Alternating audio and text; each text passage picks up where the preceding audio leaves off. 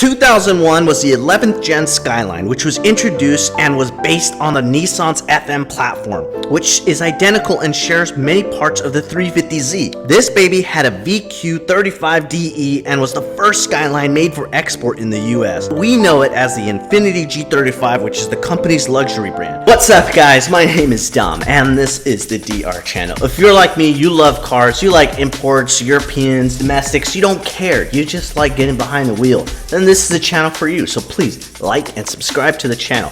Help out the video by liking, please. It does help out with the YouTube algorithm.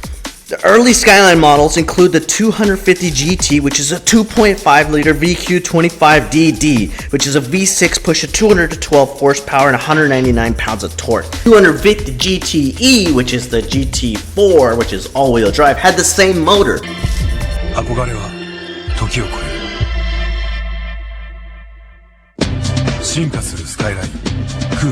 The 300 GT, which is a 3.0 liter VQ35DE V6, is pushing 268 horsepower and 260 pounds of torque. As a coupe though, it actually made more. It had 276 horsepower and 268 pounds of torque.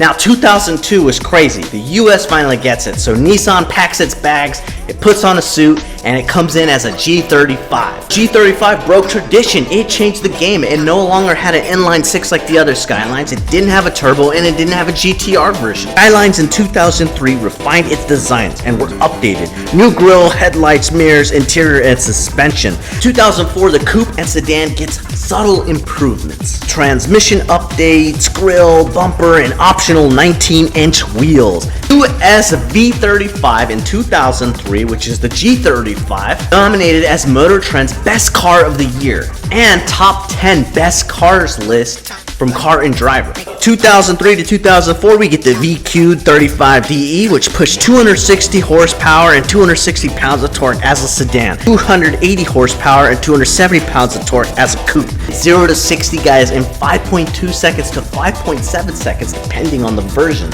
which is really good, I think. 05 to 06, specs change. If you got an automatic, 280 horsepower and 270 pounds of torque. So if you get a manual, 298 horsepower and 258 pounds of torque. Also an optional all-wheel drive version, which is known as the G35X. 2003 to 2004, there's actually a performance version, which comes with Brembo brakes, bare wheels, and performance tires. This is actually my favorite version too. From 2005 to 2006, we get a limited slip differential, better technology, updated suspension, and updated brakes. And this was due to the fact that there was a lot of complaints on the previous years that they had premature brake failure. 2007, we get the biggest revision. It's the V36 chassis. In Japan, this was already the 12th gen Skyline, but it had the VQ35HR, which was a higher output motor. It had 306 horsepower, 328 pounds of torque. 2009, they finally made this the G37. This V36 is my favorite chassis. It's the one that I think looks the most refined. Facts for you guys. The CEO of Nissan called this the G because it was close to the J body that they already had, so it was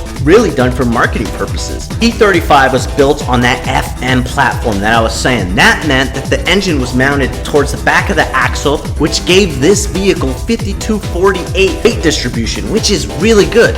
How good? Well, they made it the drift car for the Falcon Tire drift team, and it was amazing. It actually ran from 04 to 07. My verdict, guys. I know I typically have a pros and cons list, but I actually want to make a part 2 to this vehicle, and I will. So the verdict is, I really like this vehicle. If not for the culture where now they're clapping them out, making them drift vehicles, and kind of destroying them, in my opinion, with loud exhausts and crazy stuff, I like this car. I think it's a gentleman's vehicle, personally. And I would honestly own one, and I would take care of it and really make it what I think it should be, a gentleman's sports vehicle. Anyways, guys, that's it for me. I know. Stay tuned for part 2. So please like, subscribe, and comment.